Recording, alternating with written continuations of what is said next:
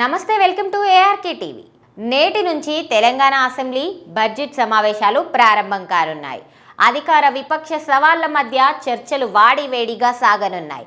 ముందుగా ఉభయ సభలను ఉద్దేశించి గవర్నర్ తమిళిసై ప్రసంగిస్తారు. అయితే కాంగ్రెస్ ప్రభుత్వంతో ఇది రెండో బడ్జెట్ సమావేశం. గతేడాది డిసెంబర్లో జరిగిన తొలి బడ్జెట్ సమావేశాలపై అందరి దృష్టి ఉంది. తెలంగాణ ఏర్పడిన తొలిసారి అధికారంలోకి వచ్చిన కాంగ్రెస్ బడ్జెట్ను ప్రవేశపెడుతుండగా 10 ఏళ్లు అధికారంలో ఉన్న బీఆర్ఎస్ ప్రతిపక్ష స్థానంలో ఉండి సమావేశాల్లో పాల్గొంది. 10 ఏళ్ల బీఆర్ఎస్ ప్రభుత్వ వైఫల్యాలను ఎత్తి చూపడంపై ప్రభుత్వం సిద్ధమవుతుండగా వాటిని తిప్పికొట్టేందుకు బీఆర్ఎస్ సన్నద్ధమవుతోంది. నేడు గవర్నర్ ప్రసంగం జరగనుంది. అనంతరం రేపు ఫిబ్రవరి 9న గవర్నర్ ప్రసంగానికి ధన్యవాద తీర్మానంపై చర్చ జరగనుంది. అదే రోజు బీఎస్సీ సమావేశాన్ని నిర్వహించి సభను ఎన్ని రోజులు నడపాలనే దానిపై నిర్ణయం తీసుకోనున్నారు. ఇక ఫిబ్రవరి 10న ఆర్థిక శాఖ మంత్రి డిప్యూటీ సీఎం బట్టి విక్రమార్క ఓటాన్ అకౌంట్ బడ్జెట్ను ప్రవేశపెడతారు. బడ్జెట్పై సాధారణ చర్చ జరగనుంది. బడ్జెట్ సమావేశాలు సుమారు 7 నుండి 10 రోజుల వరకు నిర్వహించనున్నట్లు తెలుస్తోంది.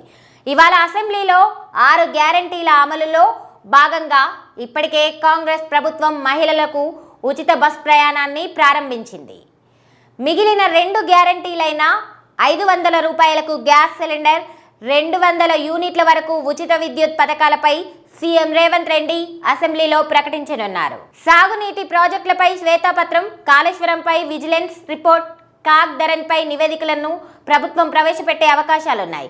అయితే ప్రధానంగా కృష్ణా జిల్లాలకు సంబంధించి కొన్ని రోజులుగా అధికార ప్రతిపక్షాలు వాదోపవాదనలు చేసుకుంటున్నాయి.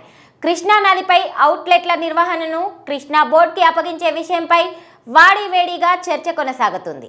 ఈ వివాదంపై కొనసాగింపు అసెంబ్లీలోనూ ఇదే అంశంపై తీవ్ర స్థాయిలో ప్రతివాదాలు కొనసాగే అవకాశం లేకపోలేదు. అయితే అసెంబ్లీలో కాంగ్రెస్ గ్యారంటీలపై అమలుపై బీఆర్ఎస్, బీజేపీ నిలదీయడానికి కసరత్తులు చేస్తున్నాయి. అసెంబ్లీ వద్ద భద్రత కట్టుదిట్టం. ఇవాళ అసెంబ్లీ ఉన్న నేపథ్యంలో ఉభయ సభలకు పటిష్టమైన భద్రత కల్పించాలని స్పీకర్ గడ్డం ప్రసాద్ కుమార్, మండలి చైర్మన్ గుత్తా సురేందర్ రెడ్డిలు అధికారులను ఆదేశించారు. సమావేశాల సమయంలో ధర్నాలు, ర్యాలీల అనుమతి విషయంలో తగిన చర్యలు చేపట్టాలని సూచించారు. ఈ మేరకు అసెంబ్లీ సమావేశాల ఏర్పాట్లపై వారు సమీక్ష నిర్వహించారు. సమీక్షలో మంత్రి శ్రీధర్ బాబు, శాసన మండలి ఉపాధ్యక్షుడు బండా ప్రకాష్, సిఎస్ శాంతికుమార్ తదితరులు పాల్గొన్నారు.